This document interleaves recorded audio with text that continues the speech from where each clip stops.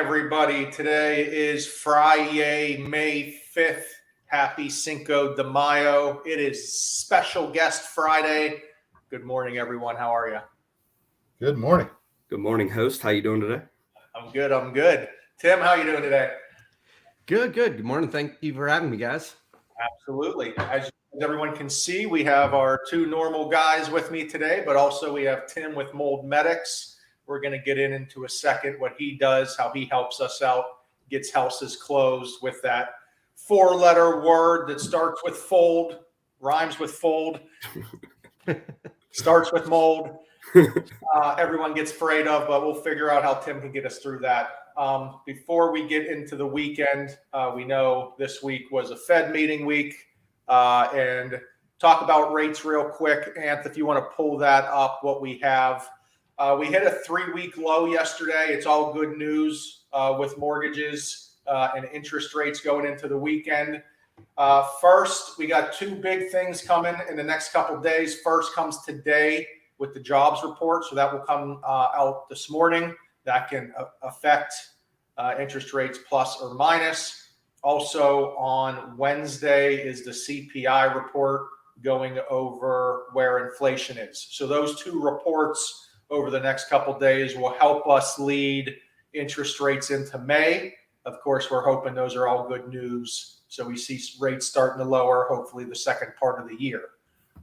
Tom, Anthony, anything to add on to that? Yeah, it's nice to see the rates come down a little bit. Hopefully it helps more buyers buy, ultimately with the new LLPAs.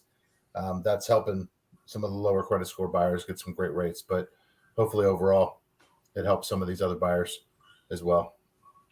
Yeah, we did get some low rates into the fives. I don't want to say anything specific since there are police officers on here watching us. So I don't want to quote any rates without an APR, but I did lock a few in the fives yesterday. So rates are coming down and they are nice. Yeah, it seems like even with the crazy news about the LLPAs, the sky is not falling and we're all still standing here. So let's get into some mold talk after we got the interest rates out of the way. Tom, you're going to take over this one, but Tim, I appreciate you're here. We have agents a lot of the times call us, especially once an appraiser sees mold, it becomes a big issue. So it's the worst time for it too. Yeah. So let's talk about how we can stop that from happening, huh? Yeah. So I actually even had one last week. This house had some mold in the basement. I called Tim and his crew over. They came over, helped mediate the house. We are scheduled to close still next week now. They took care of it within a day. Their guys were fast, furious, got in and out. That type of mold was kind of a little bit of a lesser type of mold. I'm not a mold expert. We got Tim here to tell us about that. So is there a specific type of mold that's more common? And then is there a specific type of mold that is worse or more harmful to humans, animals? Yeah, absolutely. So there's certain types of mold that are definitely a lot more harmful, a lot more toxic to people. Stachybotrys was the big one. That's toxic black mold you hear about on the news and all that kind of stuff. And that's definitely the one that gets the most notoriety with good reason. But the concerning thing with mold is that everybody's immune system and everybody's reaction is a bit different.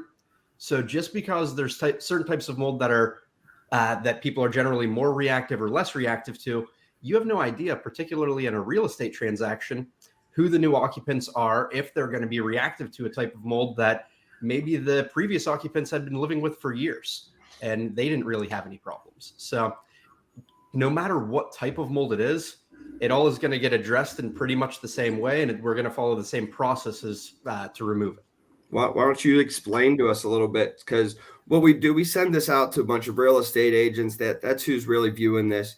Why don't you explain to them a little bit how the process looks? So here, I'll kind of do a little role play or whatever. We just got an appraisal last week, and this appraisal came back and had some mold on there.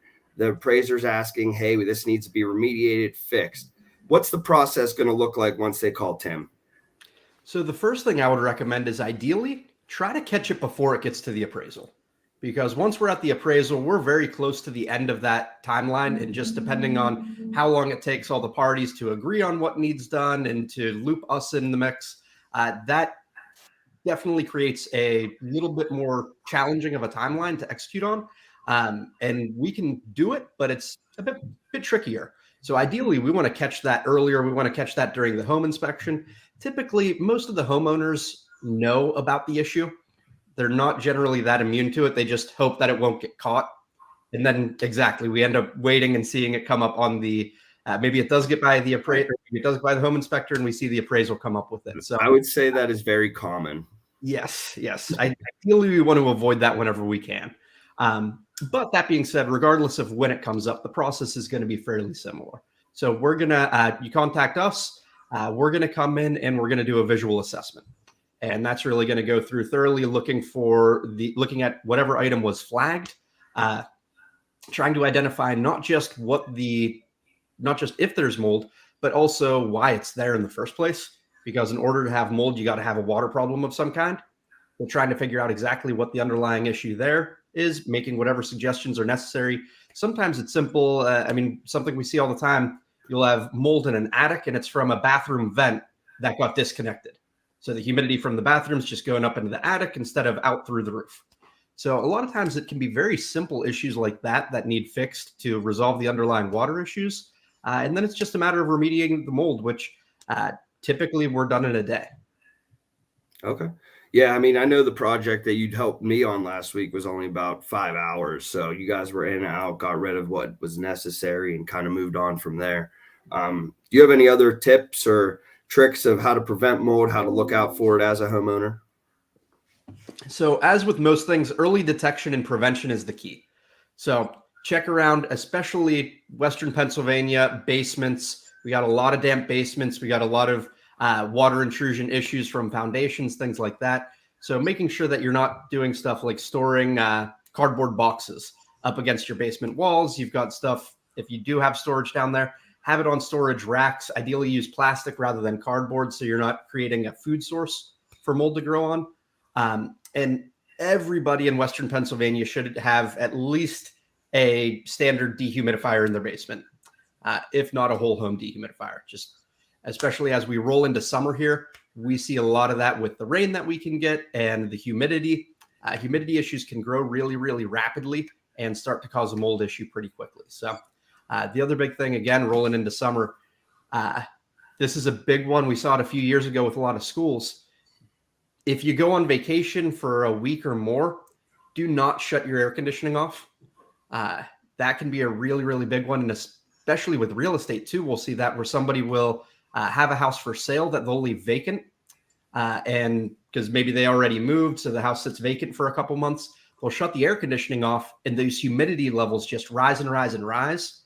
And that can create a mold issue that's not isolated to one individual area, but that's where you go in and you just immediately are hit with that musty odor and you can have a much more widespread issue. So definitely, even if you set the AC up to 79 degrees, you still want that kicking on to reduce the humidity on a consistent basis. Those are some good tips right there. I definitely have some cardboard boxes on my wall in the basement with no dehumidifier. So I'm going to go down there after this. Tim, I do have a dehumidifier, but I've been told if you don't have it hooked up with a hose into the drain, you might as well not even have one either. Is that kind of it? Yeah, so yes, in general it is. If you have it hooked up with a drain, you should. That's what's ideal and that's what's best. If you don't, you need to be dumping it constantly. And that's the problem is so many times we'll see it where they don't have it hooked up to the drain and we go down there and it's clearly full and it's been full for months. So instead of having it actually dehumidifying, you just have a big bucket of stagnant water sitting in your basement, which obviously isn't the greatest. So get some mosquitoes down there too. Yeah. Yeah. And I know before we had ours hooked up in an old house that I had, we had a standalone one. And during the summer, I would have to be dumping that thing twice a day, just with the amount of water it was pulling out. So what I would say there is if you do have even like a laundry sink or something like that, there are models that you can get that have a built-in pump. So you can get it to a drain that's a lot farther away or even a drain that's higher up. And those can be a good option. Great tips. Yeah, that's all good stuff there and very insightful. And I know this is probably an impossible question, but do you have, because it's always cost these days, right? So if you're a seller and you're worried about a mold scenario, I mean, I know are we looking at hundreds, thousands, tens of thousands? I mean, for your average job, is there a rough estimate you could say? Yeah, so I mean, our average real estate type job, where we're talking about mold in a basement or mold in an attic, something like that, and we're not talking about something super widespread, which generally is not the case for a real estate type transaction. On average, I would say it's going to be somewhere between about $1,700 and about $2,800. Sometimes it can be a little bit less depending on where it is. Sometimes, obviously, we see some pretty significant issues, and those can get a lot higher. But that's definitely not typical for a real estate scenario where people are living there, and it's just something that was noticed on an appraisal or a home inspection. Sure, and I would assume the longer you wait, the more the appraiser gets involved, the more the appraiser flags. It's just going to increase those costs. You're going to have an appraiser come back out to review to make sure it's been done or get a report from you guys. So yeah, sometimes they might require additional third-party reporting afterwards. There can be a whole bunch of stuff. And the more concerning thing is sometimes you'll get a buyer that is just spooked and just doesn't want to deal with it. They hear mold, they're terrified, and they just run for the hills. So if you can address those issues earlier on, that's going to be a lot better. I would say it is the scariest 4-letter word that I know. Yeah. And Tim, just to break the myth, like some people will say, oh, you know what, there's a little bit of mold, let's just get a rag and some bleach and just wipe it, right? I'm sure it's a little bit more, it should be a little bit more intensive than that. I mean, because of mold being mold. So Yep. Can you touch on that so that people know that, just taking a rag and a little bit of bleach just doesn't, take care of that all the way? Yeah, so what it really comes down to is the surface or the substrate that the mold is growing on. So if it's growing on something completely non-porous, like a fiberglass bathtub or shower, something like that, you've got some mold. People typically will call that mildew in that situation, but it's mold. A rag and some bleach or some cleaner, anything like that will be effective, because what you have there is the mold's not growing through the surface. It's growing on the biofilm, basically the dust and the soap scum and all that kind of stuff that accumulates on the surface. So you remove that, you remove the mold, and it's done. The problem is whenever we have it on a surface like drywall or wood or MDF, plywood, any of those things, these are all organic materials. They're all plant-based materials where the mold can actually grow through the surface, and just wiping it off the surface at the surface level is not doing what it needs to. That's good info. Damn, Tim, you're full of all kinds of good info today. Sure. Well, thank you. Yeah, I see this stuff every day, so it's always good to help inform. Yeah, and it's crazy because you're so right. I feel like we're calling you always after the appraisal, right? Always, hey, we got a week till closing. We got this mold issue. Please save the day. Try to not make it too expensive because no one knows what it is. So yeah, that's a huge help for sure. Yeah, the earlier the better with all of it. I mean, the sooner you detect an issue and start getting it resolved, the better. Awesome. Well, I appreciate it. That's all I have question-wise. Tom, Anthony, you guys have anything else? No, you answered a lot of good stuff there. Very informative. Yeah. So Tim, how does somebody get a hold of you? Yeah, that was my next. Yeah, so the best way is our website, moldmedics.com, and it's got all our contact info, contact forms, however you want to reach us, chatbot, all that kind of stuff. You can reach out and we'll get in contact pretty much same day and start the process. What's your service area, Tim? So we have 2 different offices. We have our Pittsburgh office, which covers basically the greater Pittsburgh area, Allegheny County, Westmoreland, Washington, Butler. And then we have our Beaver County office that covers Beaver, Mercer, and Lawrence counties. Well, I would say that takes pretty much care of our full footprint. So any agents out there that you need mold expert or have any mold questions, make sure you give Tim a call, and you got our recommendation from us for sure. I appreciate it, guys. Thank you very much. Absolutely. Guys, that's all I have for today. Happy Friday, going into the weekend. Let's get those pre-approvals done. Anthony, don't drink too many margs today, buddy. Yeah, hey, don't go I got some too work to crazy. do. You got to. I got some work to do. But happy Cinco de Mayo, guys. Stay Happy safe. Cinco de Mayo. stay out of trouble, everybody, this weekend. We'll see you next week. All right, guys. See you guys. ya. Thanks. See ya.